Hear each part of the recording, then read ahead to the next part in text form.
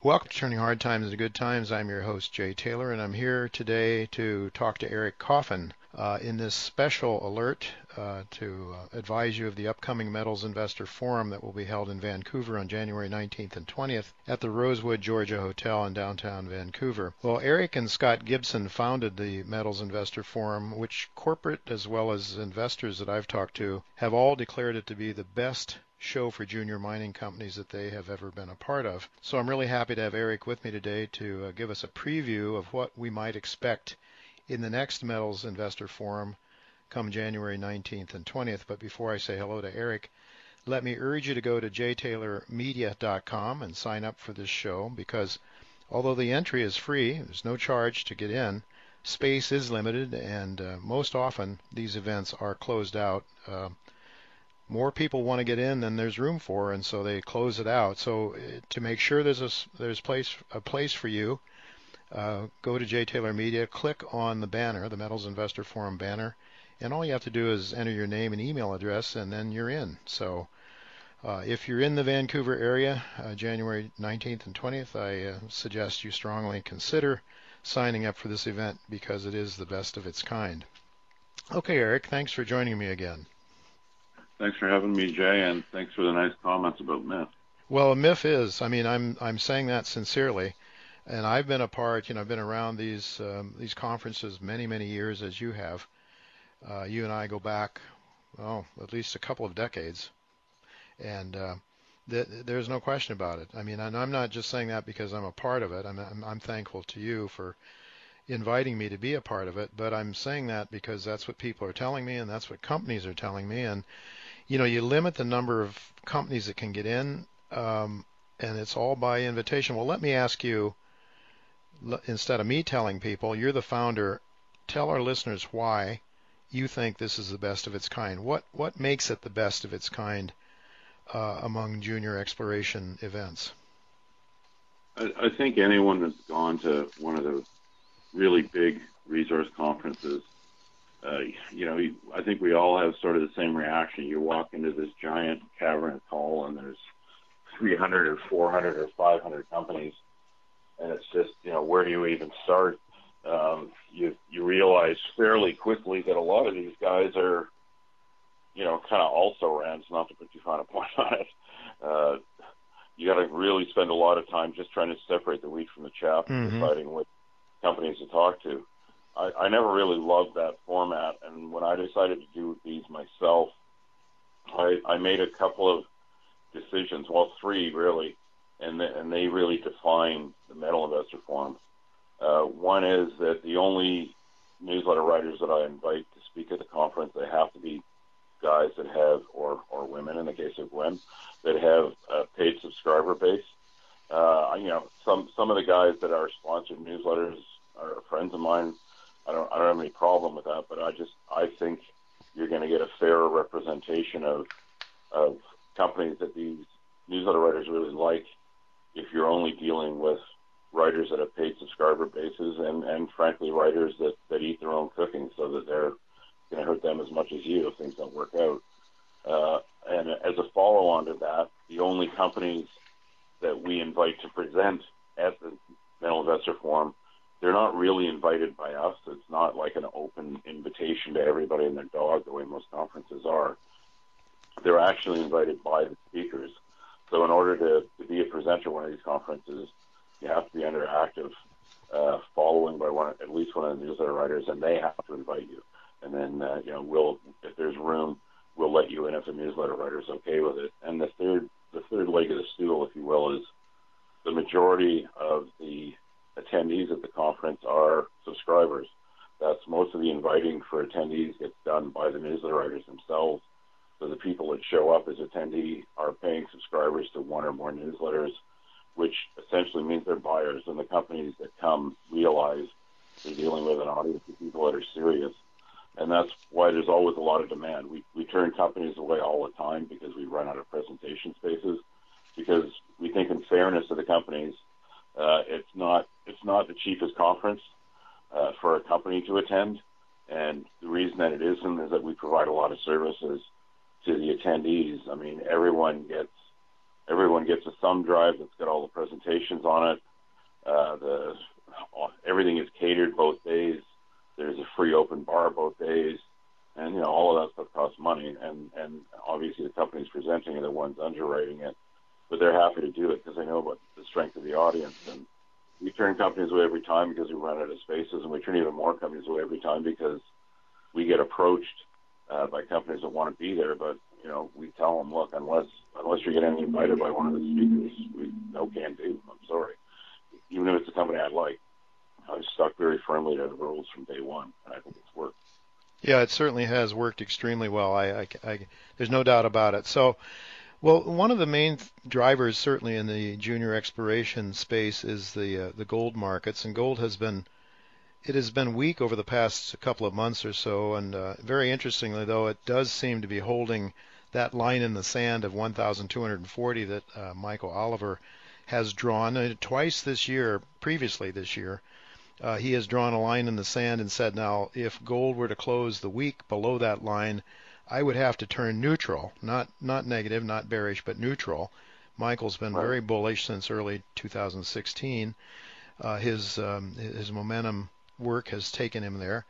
Now it looks as though we may yet see another such event where he's called it right. Last week I think gold closed at 12.45.20, 20 cents above the line in the sand, and it's a good $10 or so higher than that now. So it looks like we might escape that again. I'm kind of hoping so as a bull. But what are your thoughts, Eric, on gold moving forward into the 2018? I think most of us were in agreement that there would be an interim bottom at least after this Fed meeting. I think everyone expected the Fed to raise rates, which of course they did. The Fed said they would probably do. Their estimated 3 rate increases next year. That really wasn't a surprise. That was pretty much as expected. I think so far at least it's following the script. We are seeing a bounce after the Fed meeting, and there's been a couple of pretty strong numbers out of the U.S. economy that came since the Fed decision. The main one really being the retail sales yesterday were quite strong, and that backed the gold price off a little, but not very much, and it came back from that drop. So I'm hopeful as you are. I'm again starting to see commentary from gold market guys saying that they expect a stronger, some say significantly stronger price next year. And you weren't seeing those comments 2 days ago, or they certainly, if you were, they were very hedged. Everybody was worried about the Fed meeting, but it looks like we're going to follow the script. And normally Q1 is one of the best times of year for gold and for gold stocks and for gold exploration stocks. So I'm hopeful we're going to get that start of the year rally that we all look forward to every year. Yeah, let's hope so. Well, gold isn't the only metal that's going to be represented at the Metals Investor Forum. It is, I think, the most important one for the junior sector, but you've got a couple of 2 or 3 zinc companies coming there, or some of these gold companies also have some copper in the mix.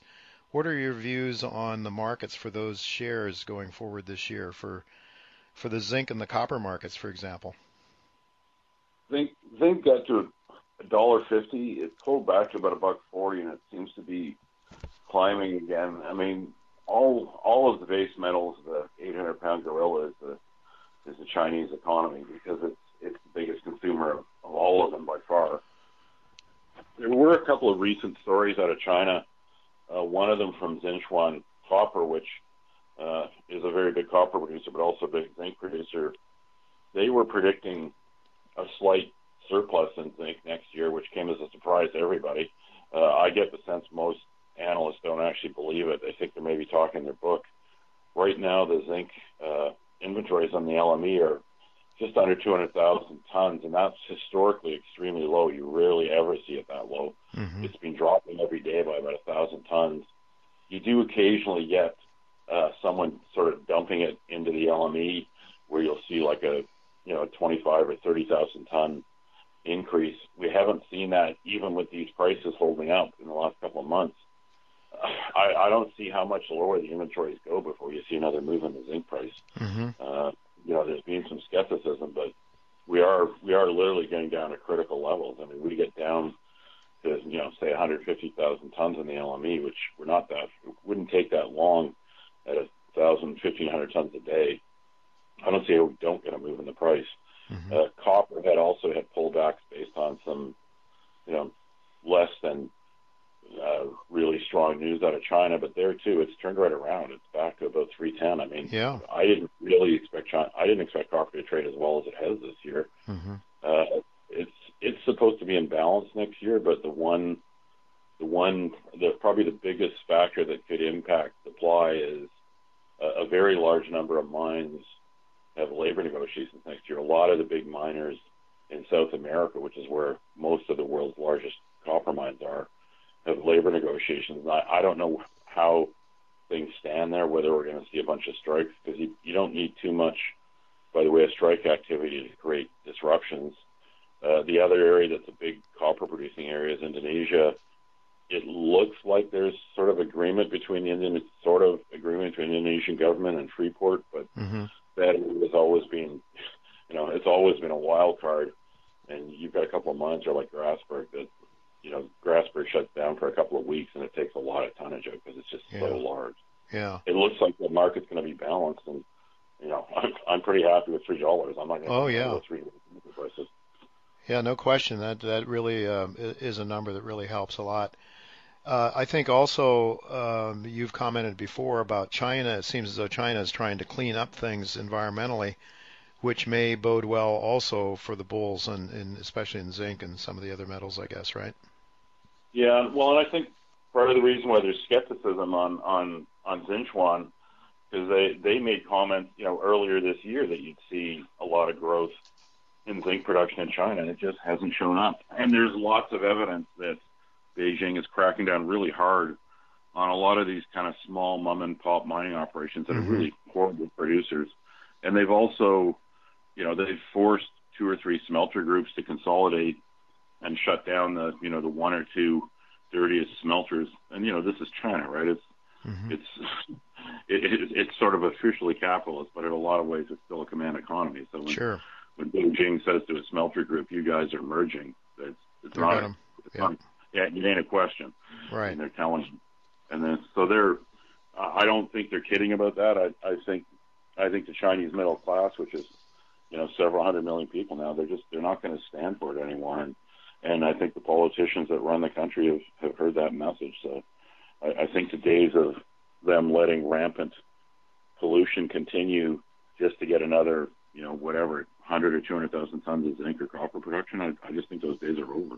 Well, it certainly looks like it. Well, Eric, I'd like to ask you about a couple of zinc companies you are inviting to the January Metals Investor Forum on the 19th and 20th of that month. That conference is going to be held downtown Vancouver. Those companies, I believe, Vendetta Mining Company and Firewood Zinc are 2 of your invitees. Again, I want to tell my listeners that if they think they can attend this conference on those 2 days in downtown Vancouver, they shouldn't delay. Go to J. Taylor Media right now. Sign up. It is a free conference for investors, but you do need to sign up because they do sell out and the space is limited. So don't delay. Go there now and sign up at jtaylormedia.com for the Metals Investor Forum conference. Well, I'll be right back right after the break. Next segment with Eric Coffin to talk about a couple of his favorite zinc companies.